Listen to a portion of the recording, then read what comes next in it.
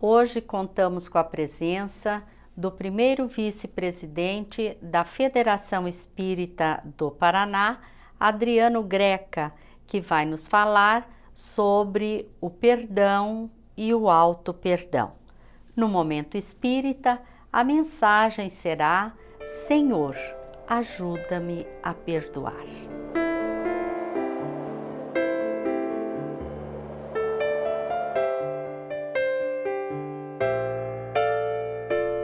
O escritor e conferencista espírita Alberto Almeida, autor do livro intitulado O Perdão como Caminho, escreveu que o perdão não é para os arcanjos, eles já se iluminaram através do amor. Perdão é caminho de crescimento para aqueles que necessitam aprender a amar um pouco mais. Não é atitude de aparência, cunhada com palavras brilhantes, objetivando ganhar elogios sociais. Perdão é compromisso com a própria consciência, a fim de alcançar paz interior. Perdão não é conivência com o equívoco próprio ou de outrem. Antes, é assumir as responsabilidades decorrentes do erro, reparando-o. É uma caminhada pela qual avançamos cotidianamente para um dia alcançar o portal da própria iluminação. Depois do Momento Espírita, vamos conversar com Adriano Greca sobre este assunto.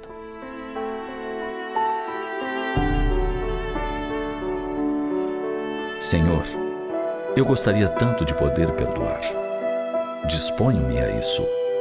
Oro e tenho a impressão de que lavei meu coração de toda mágoa.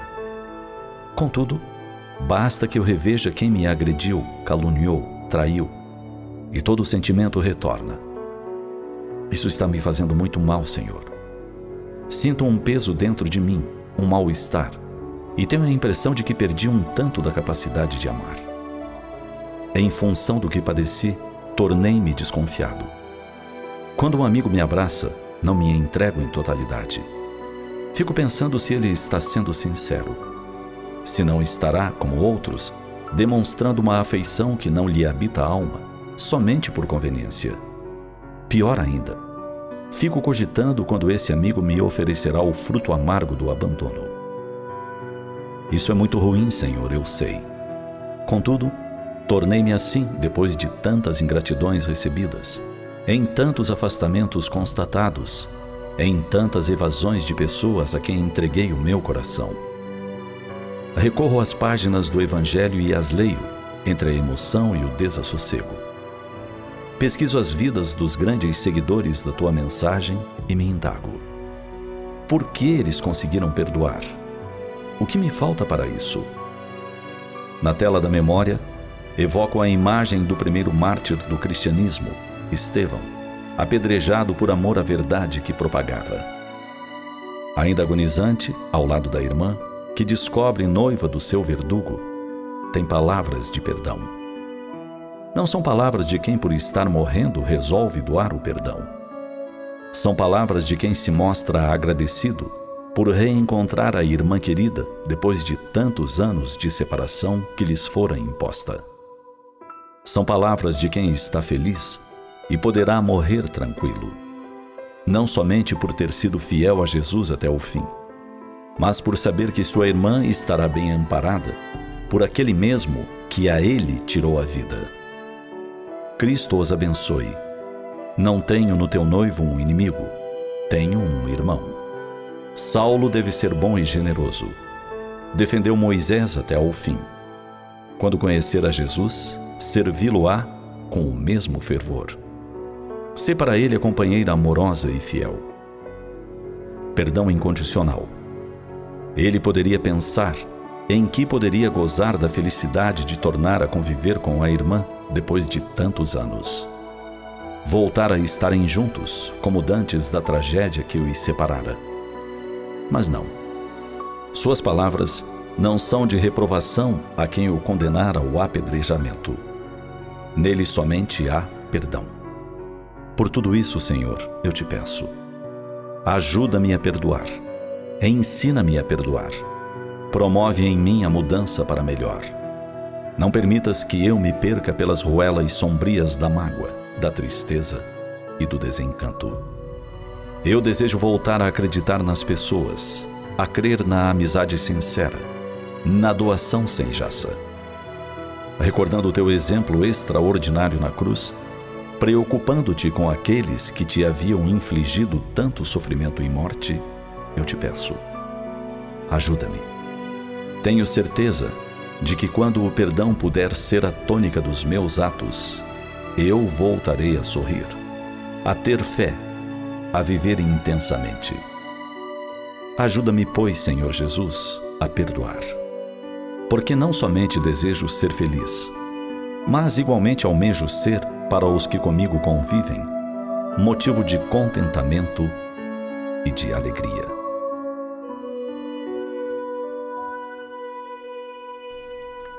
Senhor, ajuda-me a perdoar. É o título desta mensagem que está no CD Momento Espírita, número 24, produzido pela Federação Espírita do Paraná. E é também sobre este assunto que vamos conversar hoje.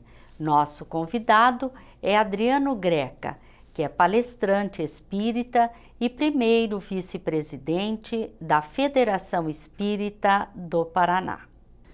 Olá, Adriano, é uma alegria muito grande ter você no programa. Hoje nós nos propomos a falar sobre o perdão. E o perdão está ligado ao erro. O que é errar na visão espírita, né? E por que ainda erramos?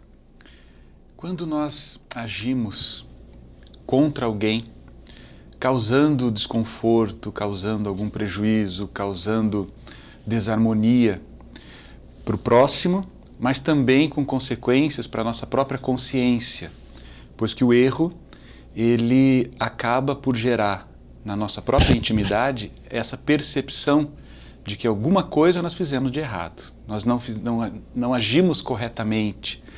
Temos algo que nos incomoda, que dentro de nós é como se um sinal, uma luz se acendesse, alertando-nos contra a nossa própria ação, pensamento, fala. Então, nós temos dentro de nós essa percepção, pelo menos a grande maioria de nós, quando agimos em desacordo com as leis divinas, algo nos incomoda e é o que nós chamamos daquela acusação à nossa própria consciência, né? A nossa própria consciência acusa que tem algo errado. Então o erro é isso, quando nós agimos contra alguém ou contra nós mesmos em desacordo com a nossa própria consciência.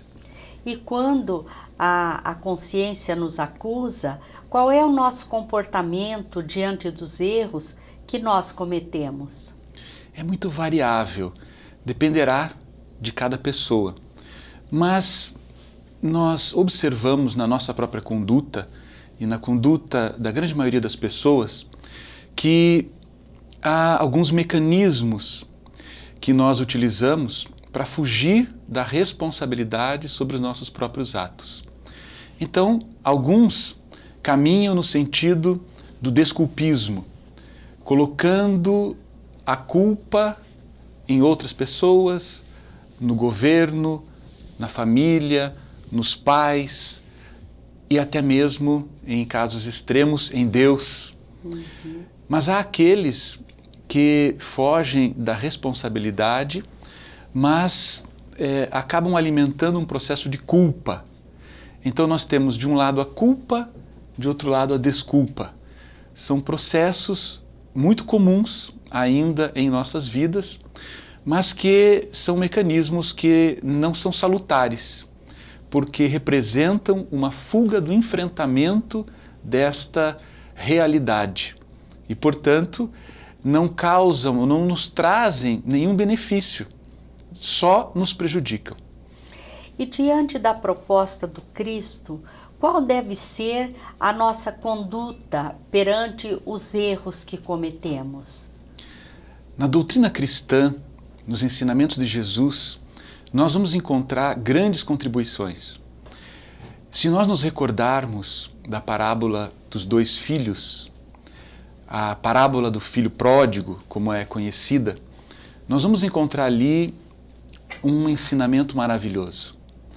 Porque aquele filho pede ao pai a parte que lhe cabia na sua herança, porque havia na lei antiga, no pensamento antigo, essa possibilidade de adiantar a sua herança. Ele vai, gasta tudo com os excessos que a vida lhe oferece, até o ponto em que ele chega à condição de miséria absoluta. E ali então ele cai em si. Mas quando nós observamos a postura do pai, que diariamente olhava para a estrada à espera desse filho, porque na intimidade ele sabia que esse filho retornaria. O filho então, caindo em si, ele se dá conta de que os trabalhadores, aqueles que serviam ao seu pai, tinham muito mais do que ele, pois que ele agora estava se alimentando dos restos das comidas que eram dadas aos porcos. Ele então decide retornar. Divaldo Pereira Franco, o grande médium baiano, fazendo um comentário sobre esta parábola, ele a chama de a parábola da compaixão, mas diz também que é a parábola do arrependimento, porque este filho, arrependendo-se, retorna ao seio paterno e o pai o acolhe, mostrando-nos que no pensamento cristão não há espaço para condenação e para punição. É a misericórdia divina, a compaixão que acolhe esse filho mesmo diante de um erro tão grave. Em outra oportunidade, nós vamos encontrar o episódio, a passagem evangélica de Jesus no contato com a mulher adúltera. Aquela mulher que é colocada à frente de Jesus, os seus erros, os seus equívocos expostos, e ele é convidado a opinar. E o faz com a sabedoria que só ele a possui, que mostrando-nos ou desmascarando todos aqueles homens que exigiam o apedrejamento, a lapidação, dizendo: aquele que estiver sem pecados, atire a primeira pedra. Os mais velhos foram saindo, os outros todos foram-se. E então permaneceram ali, Jesus e aquela mulher. E ele também não a condenou. Daí então nós vamos percebendo que na mensagem do Cristo não há esse espaço para condenação. O que faz o Cristo? Ele convida aquela mulher a retomar o caminho. Vai e não peques mais. Eu também não te condeno.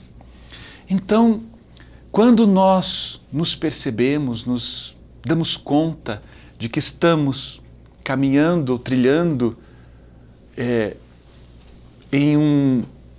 na senda dos erros, dos equívocos, esse cair em si, esse dar-se conta e esse processo de retornar é uma porta que está sempre aberta. A doutrina cristã nos ensina isso. É possível sempre recomeçar. E nesta parábola da mulher adúltera, é impressionante como que fica claro, né? Essa questão da oportunidade que devemos dar às pessoas. Sem dúvida. Não é, Adriano? Sem dúvida. Na mensagem do Cristo, também podemos encontrar a orientação para a prática do perdão e do auto-perdão, que é muito importante, não é? O que seria perdão e auto-perdão? Em toda a mensagem do Cristo, nós vamos encontrar esse convite ao perdão. Se nós olharmos atentamente a própria oração dominical, nós vamos encontrar ali a referência ao perdão. Quando Pedro o questiona, quantas vezes nós devemos perdoar o nosso próximo? 7 vezes? Até 7 vezes, disse Pedro.